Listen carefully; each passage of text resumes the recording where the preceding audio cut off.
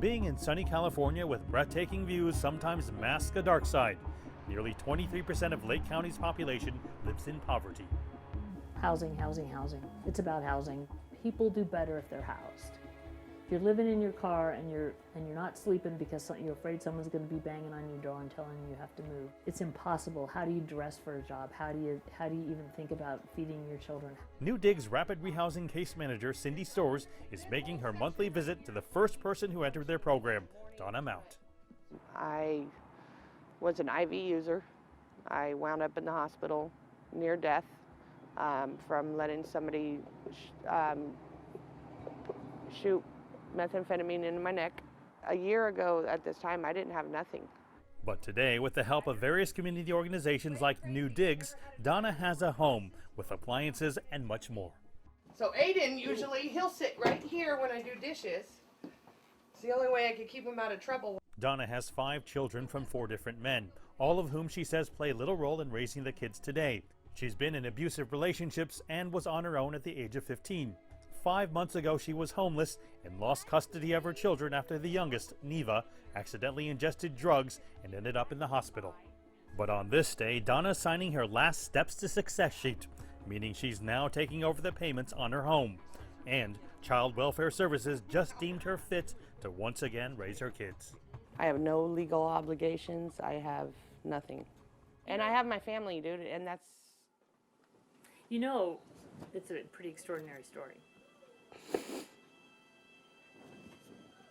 Don't.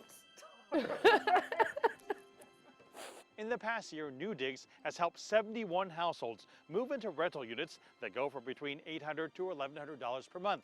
But now they're finding prices are rising sharply, stretching budgets and limiting affordable housing supplies. When you're talking about rapid rehousing, you don't have to be clean, you don't have to be sober. You know, as a case manager, I want people to stay housed, and I want them to look at the connection between parenting and parenting boundaries, and what does that ever have to do with paying their rent. No, I'll pick it up today. Donna works 3 jobs that pay minimum wage, though she often earns overtime by going the extra mile. At night, I can call at 3 o'clock in the morning. And she'll be here. Yeah. A recovering drug addict now responsible for managing prescriptions for her clients. Donna has earned trust. I tell her if I ever had a girl, which I never did, this is the one I'd want. I had to go to parenting classes. At one point, I was drug testing 5 days a week. I had to go to Alcoholics Anonymous. I had to do a rehab. I had to have team meetings. And after the visits, they have this process where we'll let you have your kid overnight. And it just tears me apart, you know, just to have to put them back in a car and watch them leave.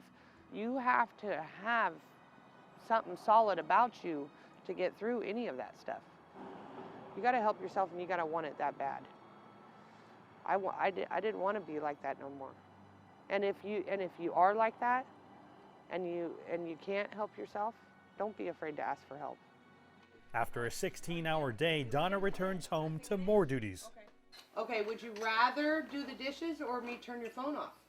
But raising a bustling family is a challenge she's now far better equipped to handle, and one she cherishes working on every single day.